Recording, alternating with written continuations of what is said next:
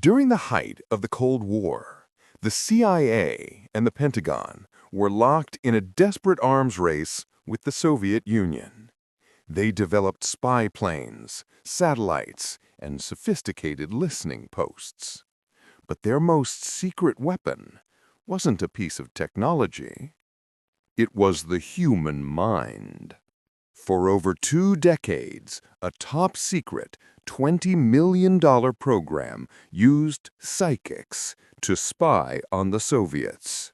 They were tasked with locating downed planes, finding hidden submarines, and describing secret military bases, all from thousands of miles away. This isn't a conspiracy theory. This is declassified history. This is Lupine Protocol, where we search for evidence in the unexplained. Join us as we open the file on the CIA's Psychic Spies, Project Stargate. The story of Project Stargate begins not in America, but in the Soviet Union. In the 1960s, reports began to filter through the intelligence community of extensive Soviet research into psychotronic weapons and extrasensory perception, or ESP. The fear was that the Soviets might be developing a psychic gap, the ability to mentally extract secrets from the minds of U.S. officials or even cause harm from a distance. Faced with this potential threat, the CIA decided it had to fight fire with fire. In 1972, they approached 2 laser physicists at the prestigious Stanford Research Institute, or SRI, in California, Hal Puthoff and Russell Targ. Their mission?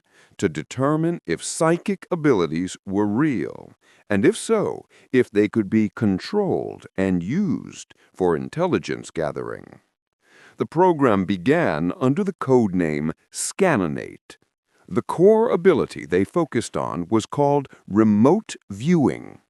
The concept was simple but profound.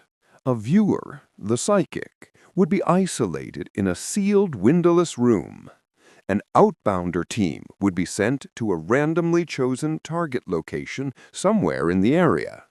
The viewer, with no information other than the time of the experiment, was then asked to describe what the outbounder team was seeing. This wasn't just guesswork. Puthoff and Tark enforced strict scientific protocols. The target locations were chosen by a computer, sealed in an envelope, and unknown to both the viewer and the experimenters until the last possible moment. The sessions were recorded, the transcripts were typed, and the results were judged by independent panels. The goal was to take the paranormal and make it predictable. The program needed subjects, and they found them in a handful of individuals who demonstrated remarkable, often startling abilities. The first was a New York artist named Ingo Swann. Swann wasn't just a subject, he was a collaborator. He helped the scientists develop the very protocols they used, creating a structured method for viewers to sketch and describe their mental impressions. But perhaps the most famous and gifted of the early viewers was Pat Price, a retired police commissioner. Price's results were often so stunningly accurate that they terrified the intelligence officers monitoring the experiments. In one famous declassified test, Price was tasked with viewing a secret Soviet facility at Semipalatinsk. Sitting in his room in California, Price began to describe the location. He sketched a massive crane, one of the largest in the world, rolling on a track over a huge underground sphere. He described the buildings, their functions, and the high-security perimeter. When the CIA later obtained satellite photos of the highly classified site, they were shocked. Price's descriptions and drawings were a near-perfect match. He had described a Soviet nuclear research facility from 4,000 miles away. Another star viewer was Joseph McMonagrail, a U.S. Army intelligence officer so skilled he was designated Remote Viewer 001. In 1979, he was tasked with finding a downed Soviet T-22 bomber that had crashed somewhere in the jungles of Zaire, Africa. After weeks of searching, the National Security Agency had lost it. McMonagrail was given the map coordinates of its last known position.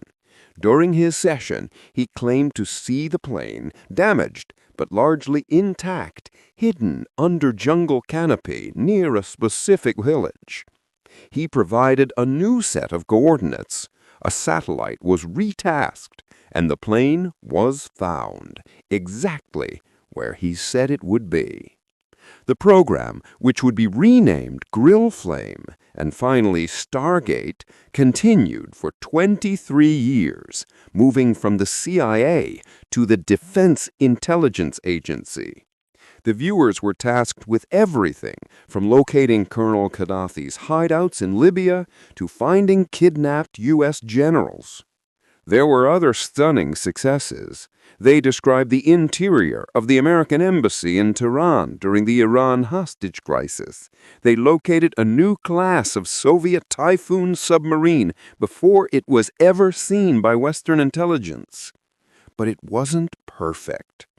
There were also significant failures. Viewers sometimes produced information that was vague, symbolic, or completely wrong. For every direct hit, there were sessions filled with noise and ambiguity. The data was often difficult to interpret and rarely provided the kind of specific, actionable intelligence that the military demanded. Was the crane yellow or gray? Was the submarine at dock or on patrol? In 1995, the CIA commissioned an outside review of the program. The final report, produced by the American Institutes for Research, delivered a fatal blow. It concluded that while the viewers' results were statistically significant, meaning they were performing better than random chance, the program had not produced intelligence valuable enough to be used in any military or policy decision. The conclusion was a paradox. The phenomenon appeared to be real, but it wasn't reliable enough to be a weapon. And with that, Project Stargate was terminated, and its files were declassified. So what is the legacy of Project Stargate? The official story is that it was an expensive failure, a Cold War oddity. But the declassified documents tell a more complicated story. They show dozens of sessions where individuals, under controlled scientific conditions, described distant locations with uncanny accuracy. Skeptics argue it was a combination of vague information being retrofitted to known targets, sensory leakage, and simple luck. Proponents argue it was proof of a powerful human ability that we are only beginning to understand. The data is there. The question that remains is, what does it mean? Thank you for joining us at Lupine Protocol. For a full transcript and direct links to the declassified CIA Stargate files, visit our website at lupineprotocol.com. Until next time, keep searching.